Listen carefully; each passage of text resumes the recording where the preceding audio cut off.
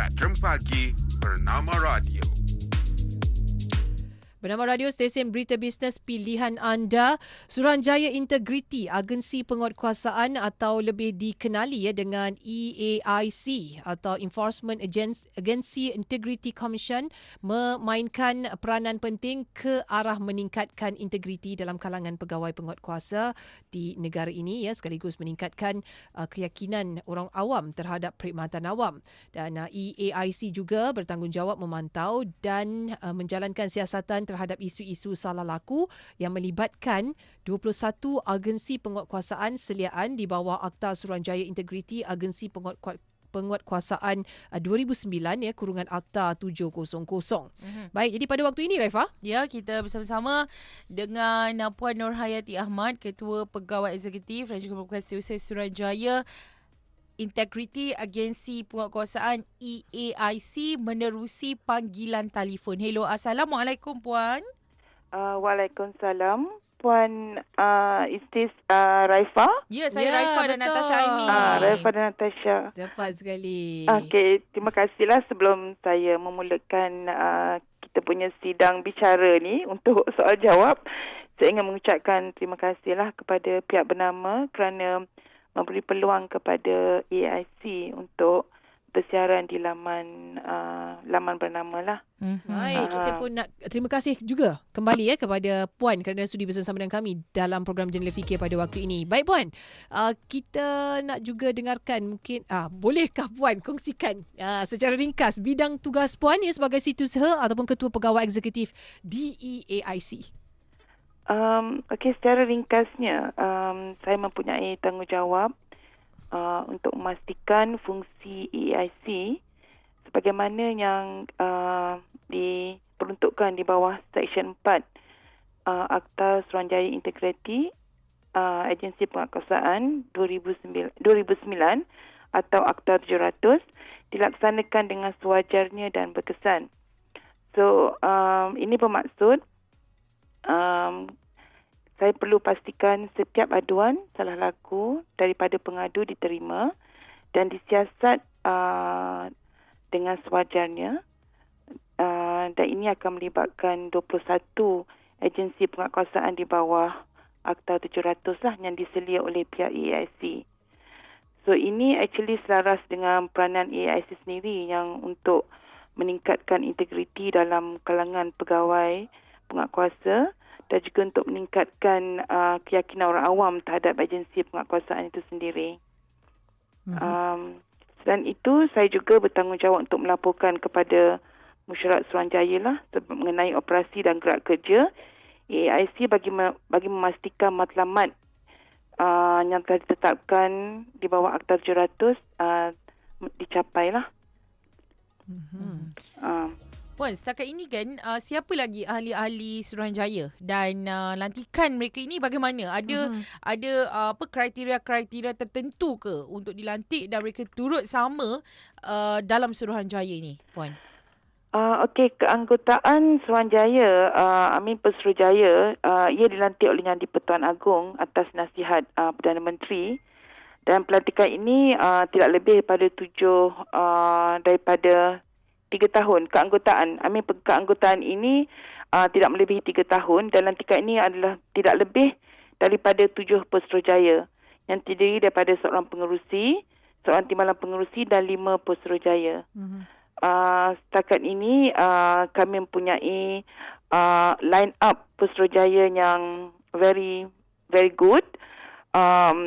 Boleh saya namakan 7 Pesuruhjaya? Silakan, Puan. Okey, Pesuruhjaya, pengerusi kepada Pesuruhjaya EAIC ini adalah Yang Bahagia Tan Sri Muhammad Siddiq Haji Hassan, yang merupakan bekas KSN, Ketua Setiausaha Negara. Timbalan pengerusi adalah Yang Bahagia Tan Sri Datuk Zainul Ali, yang merupakan bekas Hakim Mahkamah Persekutuan. Yang ketiga adalah Yang Bahagia Tan Sri Datuk Wira Aziah Ali, juga merupakan bekas Hakim Mahkamah Persekutuan. Dan yang keempat adalah Yang Bahagia Tan Sri Mahmud Adam, yang merupakan bekas Ketua Setiausaha Kementerian Dalam Negeri. Yang kelima adalah Yang Bahagia Datuk Alizatul Khair Osman Khairuddin, yang merupakan bekas Hakim Mahkamah Persekutuan juga. Dan yang keenam adalah Yang Berbahagia Datuk John Lewis O'Hara yang merupakan bekas Hakim Mahkamah Tinggi. Dan akhir sekali adalah Yang Berusaha Profesor Dr. Nik Ahmad Kamal Nik Mahmud yang merupakan Profesor Universiti Islam Antarabangsa. So we have a very good 7 line up Putrajaya lah. So pelantikan Putrajaya ini adalah actually berdasarkan pengetahuan dan pengalaman yang luas dalam pelbagai bidang dan latar belakang serta kedudukan mereka dalam masyarakat lah untuk memperkasakan usaha dan komitmen EIC dalam memertabatkan integriti dalam kalangan agensi penguatkuasaan di bawah sediaan EIC. Baik Puan, bagaimana mereka ini dilantik dan peranan mereka pula bagaimana dalam Suruhanjaya ini? Saya nyatakan tadi mereka dilantik oleh Yang di-Pertuan Agong atas nasihat Perdana Menteri. Peranan Putrajaya ni is actually kalau kita lihat daripada awal peranan fungsi AIC itu sendiri, kita menerima aduan. Okey. Setiap aduan diterima tu akan dibawa ke mesyuarat jawatankuasa aduan yang dipengerusikan oleh pegawai di AIC lah. So setiap aduan tersebut akan di sift through, akan dilihat sama ada aduan ini mempunyai fakta dan merit untuk disiasat lanjut. Okey. Sekiranya aduan itu bersesuaian untuk disiasat lanjut, kita akan adakan satu dapatan siasatan awal, dan hasil daripada dapatan siasatan awal itu kita akan kemukakan syur kepada Putrajaya. So Putrajaya akan mengendoskan keputusan yang dibuat oleh jawatankuasa JKA inilah, jawatankuasa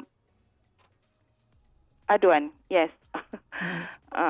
Kemudian sekiranya jawatankuasa aduan finds that the aduan perlu disiasat penuh hasil daripada dapatan siasatan awal itu, so satu siasatan penuh akan dijalankan oleh pegawai penyiasat dan hasil daripada siasatan itu akan dikemukakan syur kepada pihak Putrajaya untuk mengendoskan sama ada syur sesuai untuk diajukan kepada pihak berkuasa tata tertib agensi lain, ataupun untuk sebagai satu teguran dalam bentuk tata tertib, ataupun untuk satu kes jenayah. Baik. Puan, apa sebenarnya yang membezakan EAIC dengan agensi ataupun jabatan kerajaan lain yang sama juga kan? Ada yang boleh menerima aduan mengenai ketirisan integriti, contoh macam SPRM ke, unit integriti ke dalam agensi kerajaan ni. Macam ada banyak tempat yang boleh kita adukan. Jadi tak tahu sejauh mana perbezaan dalam tindakan yang diambil oleh EAIC terhadap aduan yang diterima berbanding agensi yang lain. Okay, ada 3. You mention tadi, satu is unit integrity, satu SPRM dan satu lagi adalah EIC. So apa perbezaan antara ketiga-tiganya?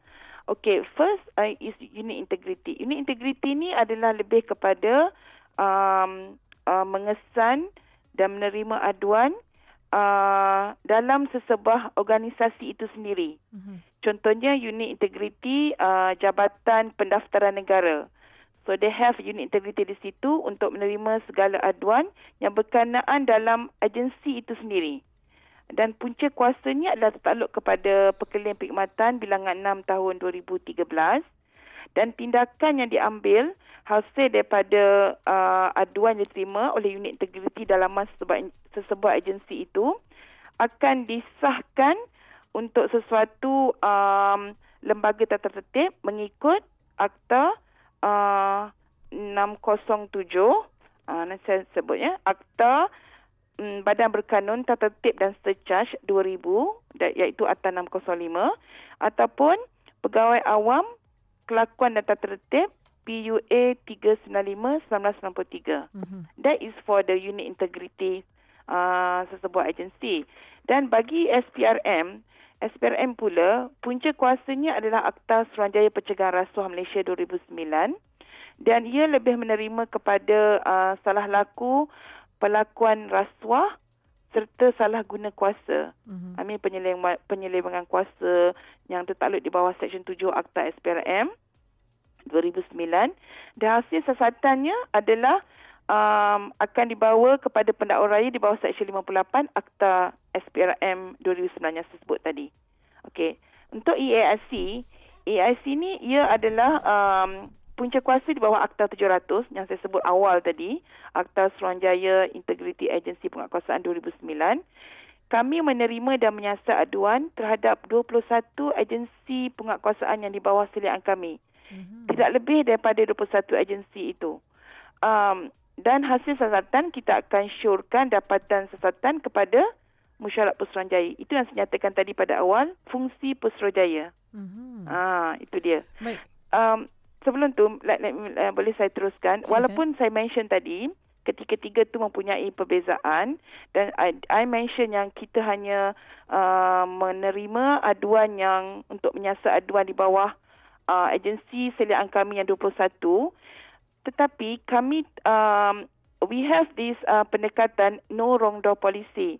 That means kita still menerima semua aduan walaupun it's not within the 21 agencies yang di bawah kawalan kami.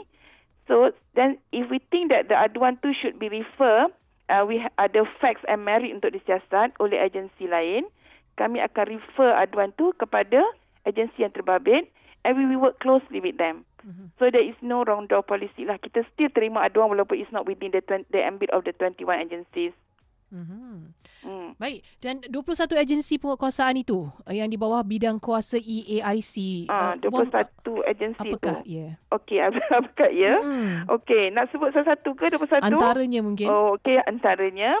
Okey, antaranya adalah agensi anti dadah kebangsaan, Maritim Malaysia, RELA, PDRM, okey, Jabatan Alam Sekitar, Jabatan Imigresen Malaysia, Jabatan Kastam, Jabatan Pendaftaran Negara, Jabatan Pengangkutan Jalan, Jabatan Perikanan, Jabatan Pelindungan Hidupan Liar dan Taman Negara, Jabatan Tenaga Kerja, Kementerian Pelancongan Malaysia Bahagian Pelesenan, Kementerian Perdagangan Dalam Negeri dan Hak Dewan Pengguna Bahagian Penguatkuasaan dan Kementerian Perumahan dan Kerajaan Tempatan Bahagian Penguatkuasaan. Those some of those 21 agencies lah. Baik. Under the ambit of EAIC. Itu dia antara 21 agensi penguatkuasaan antaranya. Yang tertakluk di bawah bidang kuasa EAIC. Baik, kepada anda yang mungkin baru saja dengarkan kami di Bernama Radio pada waktu ini, kita bersama-sama dalam program Jendela Fikir. Di talian kita ada Puan Nurhayati Ahmad, Ketua Pegawai Eksekutif Suruhanjaya Integriti Agensi Penguatkuasaan EAIC, dengan topik kita peranan dan fungsi EAIC. Dan dalam istilah mudah yang boleh difahami oleh pendengar-pendengar kita, Puan, ya. EAIC ni memantau salah laku penguatkuasa. Contoh macam kita adukan, ya. EAIC siasat. Jadi apa contoh-contoh lain yang lebih jelas bagaimana proses kerja itu, Puan? Maksudnya dapat aduan, next step apa?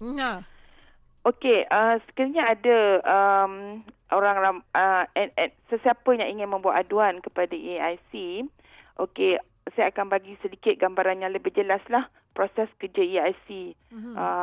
Daripada mula kita terima aduan, ya. Okey, bagi proses kerja di EAIC, kita boleh terbagi kepada beberapa peringkat, ya. Peringkat yang pertama adalah kita terima aduan daripada orang awam. Orang awam yang memberi aduan tu kita panggil pengadu lah. Okey, terdapat beberapa medium saluran. We have counter aduan di bangunan pejabat EAIC di Menara Usahawan Putrajaya.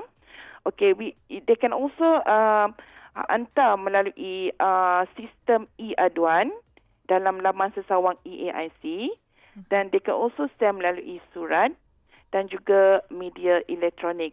Media elektronik tu we have something like Facebook, Instagram, and we also have a Twitter lah. Okey, aduan salah laku hendaklah dibuat kepada EAIC secara bertulis.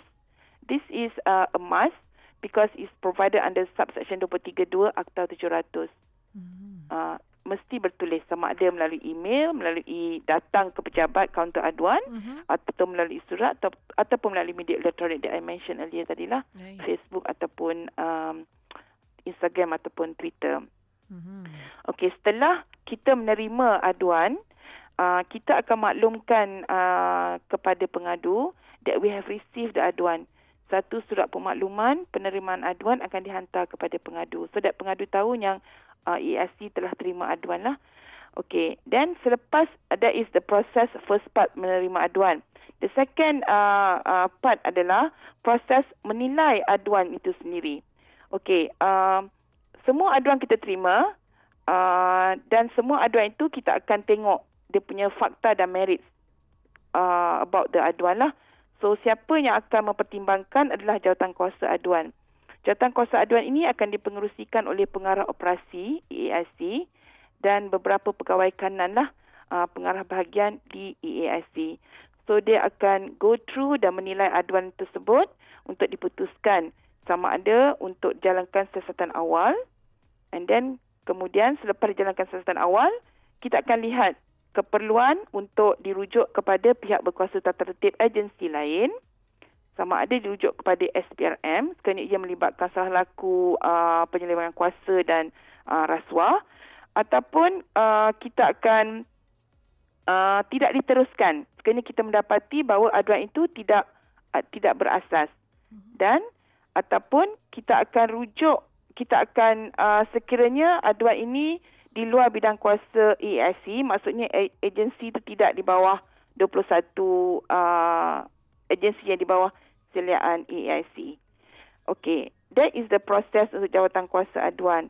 Kemudian bagi proses peringkat ini, siasatan awal akan dijalankan oleh pegawai penyiasat EAIC di bawah Seksyen 25 Akta 700 bagi mendapatkan maklumat lanjut berkaitan aduan. Sebelum satu dapatan akan dibuat oleh jawatankuasa aduan lah.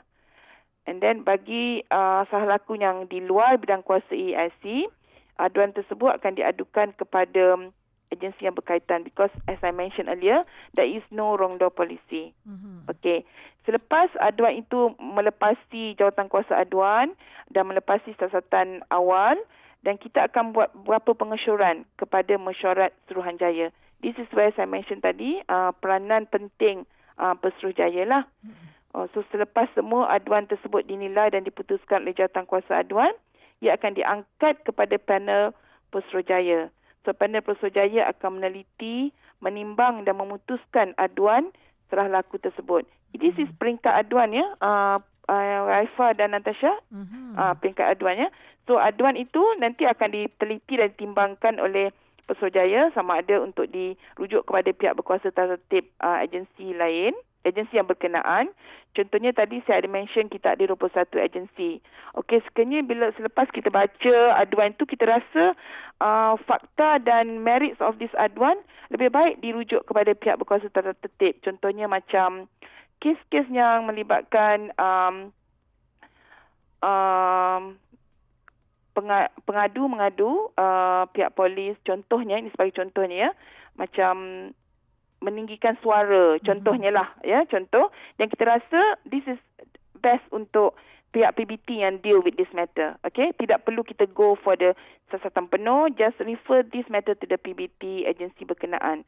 Okay, untuk isu yang kedua, kita rujuk kepada pihak SPRM because it's very straightforward, this is melibatkan rasuah.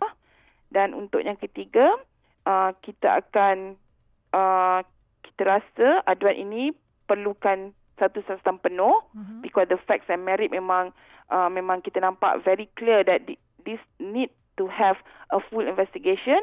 Kita akan syorkan supaya aduan ini dimulakan siasatan penuh, dan yang akhir sekali ataupun kita tidak teruskan siasatan sekiranya memang tidak ada merits.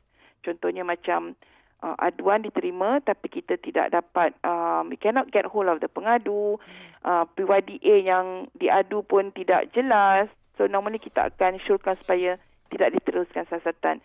So all these sure ni kita akan angkat kepada panel Pesuruhjaya untuk diteliti dan diputuskan.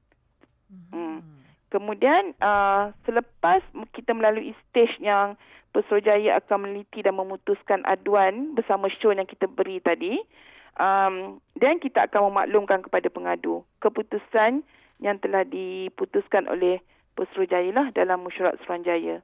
What happened to your aduan? Okey, aduan you mungkin akan dirujuk kepada SPRM. Aduan you mungkin akan dirujuk kepada pihak berkuasa tertertib. Aduan you mungkin akan disasat penuh. We have to maklumkan kepada pengadu every stage of the process that we did. Puan, Okey, ya. adakah setiap pengadu tu maklumatnya dirahsiakan? Maklumat you mean maklumat orang yang membawa maklumat tu kan, dia kan mengadu. Jadi Yes, kadang-kadang dia orang ni mengadu. takut nak mengadu sebab nanti orang Identiti dia tahulah dikesan. identiti dia dikesan dan sebagainya. Maksudnya identiti dia tidak mahu diketahui lah. Ya. Betul. Tetap okey, dia ada banyak jenis aduan. Some aduan dia memang dia akan bagi butiran yang lengkap because senang untuk pihak EIC membuat siasatan. We contact the pengadu because kita akan tanya dia apa sebenarnya aduan you. Dan daripada situ kita akan mulakan siasatan. Ada juga pengadu yang tidak memberikan butiran lengkap. Normally this is fall under surat layang. Surat layang. Kalau surat layang memang dia tidak akan beri butiran yang lengkap lah. Kalau dalam konteks surat layang, normally kita faham surat layang memang tidak ada butiran yang lengkap. Pengadu sama ada kita tolak ataupun kiranya memang ada facts dan merits, kita akan pergi kepada agensi yang diadu tu. Walaupun dalam surat layang tu dia tak mention nama. Contohnya surat layang kita terima, tidak ada nama pengadu. But dia mengadu berkenaan dengan agensi A. And then bila kita baca aduan tu, ada facts and merits for us to buat full investigation. Dan kita akan pergi agensi yang dinyatakan dalam surat layang tu. Baik. Normally tidak ada butiran pengadu tu dalam surat layang lah. Tetapi sekiranya bukan dalam bentuk surat layang, dia bagi aduan kepada e-aduan ataupun datang ke melalui surat atau surat yang normal letter, not surat layang, sukarlah untuk kita proses kalau tak ada detail yang lengkap pengadu. So normally kita tidak proceed lah kalau kita susah untuk dapatkan butiran lengkap pengadu. Baik, tapi pihak EIC sendiri akan memang menyimpanlah sebaik-baiknya butiran pengadu itu sendiri ya. EIC menyimpan butiran pengadu. Yes, kita simpan. Baik. Baik saya mention di sini, butiran pengadu itu adalah penting untuk satu siasatan. Sebab normally bila kita buat siasatan, kita akan kontak pengadu itu dulu, kemudian baru kita dapatkan fakta daripada pengadu, dan oleh kita proceed dengan kita punya siasatan. Tetapi sekiranya aduan yang diterima adalah dalam bentuk surat layang, dan kita faham pengadu tidak mahu disclose dia punya butiran, dan kita tengok fakta dan merits of the aduan. Baik. Itu dia. Yes. Baik Puan, secara ringkas, bagaimana cara-cara untuk membuat aduan salah laku kepada EAIC? Macam nak buat aduan? Okey. Cara kita nak buat aduan, kita nak jadi kita memang harapkan masyarakat untuk menjadi mata dan telinga EAIC untuk menyalurkan maklumat berhubung kes-kes salah laku, di kalangan anggota dan agensi penguatkuasaan. So it is very important lah untuk orang ramai untuk turut terlibat dalam pemantauan terhadap pegawai penguatkuasa dan agensi penguatkuasaan. So kita invite orang awam untuk membuat aduan. Pertama, melalui portal e-aduan di laman web EAIC, www.eaic.gov.my. Kedua, boleh hantar email, alamat email aduan@eaic.gov.my, ataupun hadir ke kaunter dan pusat khidmat pelanggan EAIC di bangunan Menara Usahawan Presin 2 Putrajaya, ataupun boleh menghubungi pejabat EAIC daripada 8 pagi hingga pukul 6 petang, 8880-5650 pada hari Isnin hingga Jumaat. Baik, terima kasih kita ucapkan kepada tamu kita Puan Nurhayati Ahmad, Ketua Pegawai Eksekutif Setiausaha Suruhanjaya Integriti Agensi Penguatkuasaan EAIC bersama-sama kita. Terima kasih Puan. Terima kasih Puan. Sama-sama Raifah Natasha. Assalamualaikum. Itu dia tadi Ya. program Jendela Fikir baru saja memberikan maklumat tentang EAIC. Sangat menarik sebenarnya. Jadi untuk dapatkan maklumat lanjut kan, kalau anda Google je Suruhanjaya Integriti Agensi Penguatkuasaan ni, ada macam-macam maklumat dan cara lah Tepat sekali. di sana. Terus dengarkan kami di Bernama Radio. Stesen Berita Bisnes Pilihan Anda.